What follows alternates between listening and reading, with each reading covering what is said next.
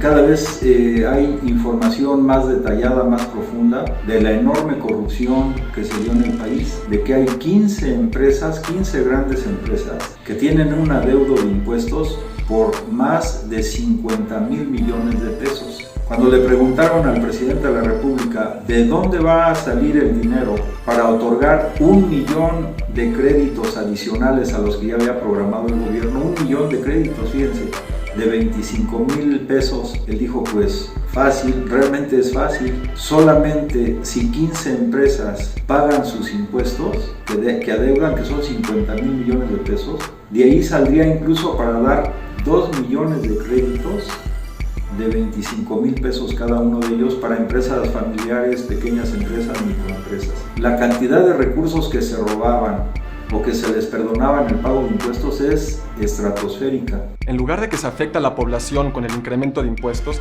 necesitamos que los grandes grupos corporativos paguen al menos el 30% del ISR que les corresponde por las ganancias de cada una de sus empresas.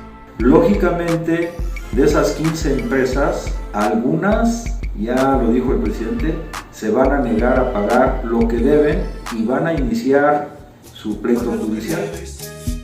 Toma chocolate, paga lo que debe. Ya sabemos, como en el pasado, que hay algunos bufetes de abogados y que en el pasado también había malos funcionarios que se prestaban para que las demandas que establecieran grandes empresas en contra del Estado, pues las ganaran esas empresas. Me viene a la mente, por ejemplo, el bufete de abogados de Diego Fernández de Ceballos, que logró, por ejemplo, que Jumex no se le regresaran incluso impuestos por varias decenas de millones de pesos, o otros que están acostumbrados a eso, pero lo hacían porque contaban con la complicidad de funcionarios. Ahora eso ya se acabó, o sea, ya en los niveles altos del gobierno no hay corrupción, y entonces aunque estas empresas amenacen, chantajeen o digan que no van a pagar y que van a recurrir a sus abogados, pues el panorama es diferente. Pero el tema central es que si solamente 15 empresas pagaran sus impuestos, se podía con ello generar, repito, 2 millones de créditos de 25,000 pesos para micros, pequeñas empresas o empresas familiares. Ahora, algunas de ellas ya dijeron que van a pagar. Se estima que pagarán alrededor de 15,000 millones de pesos de entrada. Pero aparte de esas, hay más empresas que tienen que pagar sus impuestos. Me viene a la mente, por ejemplo, en el periodo del gobierno de Felipe Calderón, yo fui diputado federal, y en aquel tiempo le pedimos al secretario de Hacienda que enviara la relación de las principales empresas del país y la cantidad de impuestos que pagaban. Y fíjense, lo que nos envió una lista de 420 empresas. 422 grupos empresariales, más de 850,000 millones de pesos. La que más pagaba impuestos en ese momento, 2009-2010, era Telmex, pero pagaba 6.4% de sus ganancias. Y la que menos pagaba era Bimbo. Pues de los 173,000 millones que gana al año, aporta al fisco tan solo el 1.2%. En cambio, una papelería que gana 50,000 pesos paga 11,200 pesos en impuestos, es decir, aporta al fisco el 22.4% de sus ingresos. Si pudiera consolidar como Bimbo, pagaría 500 pesos. De acuerdo a los datos oficiales que envió Agustín Carstens a la Cámara de Diputados. Bueno, entonces ahí nos vemos ya con claridad una de las empresas que ha dicho que incluso va a sacar sus capitales, etcétera, o que se resiste a los cambios que estamos viviendo, pues es Bimbo. Claro, tiene su historia de que desde esa época pues era de las 420 empresas más importantes del país, la que menos impuestos pagaba. Algunos como ellos, vendrán otras más, lógicamente no están cómodos porque no se les está obligando a nada más que a que cumplan con la ley.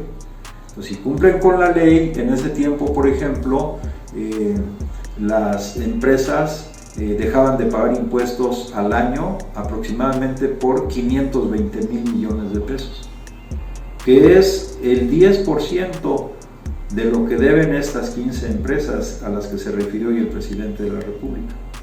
Bueno, eso fue en ese año 2010.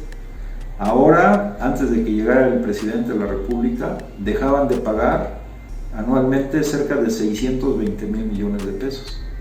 Es decir, si tan solo con el 10%, o sea, con 50,000 millones de pesos de los adeudos que tienen, se puede dar crédito para 2 millones de pequeñas empresas, si se pagaran los 620,000 millones de pesos que se adeudan, o que era el déficit que se tenía en el pago de impuestos, pues entonces, en lugar de dar 2 millones de créditos, se podrían dar más de 20 millones de créditos. O sea, es una cantidad estratosférica lo que aquellos dejaban de pagar de impuestos. Por eso algunas de estas empresas sí van a corregir su actitud, eso es muy bueno, es positivo, pero algunas que no lo van a corregir seguramente van a destinar varios de esos millones de pesos que deben, pues seguramente para seguir haciendo campañas negras en contra del gobierno que encabeza el presidente de la República. Entonces nosotros debemos tener mucha claridad y estar muy atentos, porque la campaña de noticias falsas pues sigue, pero ahora con más claridad nos vamos dando cuenta qué sectores son los que promueven esas noticias falsas, y lógicamente que los que la promueven son los conservadores de derecha, porque no quieren perder los privilegios que tuvieron en el pasado. Por otro lado, el presidente de la República hizo un llamado también a los gobernadores a no endeudarse, porque si proceden de esa forma es la manera clásica que se dio en el pasado. Ante cualquier crisis, por menor que fuera, endeudamiento. Pero ya sabemos que parte de ese endeudamiento pues no llegaba para el destino para el cual se contrató esa deuda. Entonces ahora el presidente exhortó a los gobernadores a que antes de pensar en endeudamiento, mejor tomen medidas de austeridad republicana. Es decir, de austeridad no para los trabajadores, sino para los altos funcionarios, y eficienticen las compras que tienen, no como antes que se daban a los cuates, a los compadres, sino que se hagan verdaderos procesos donde se permitan ahorros importantes para, en este caso, los gobiernos estatales. Entonces aquí reiteramos eso, y yo creo que debiera sacarse, como el presidente de la República lo hace, un cuadrito de quién es quién en relación a los gobernadores.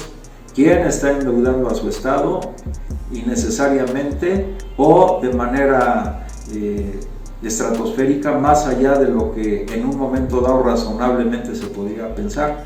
Pero lo primero que hay que hacer, como dice el presidente, es tomar otro tipo de medidas, apretar el cinturón de los grandes funcionarios y no apretar el cinturón del pueblo, es decir, austeridad republicana.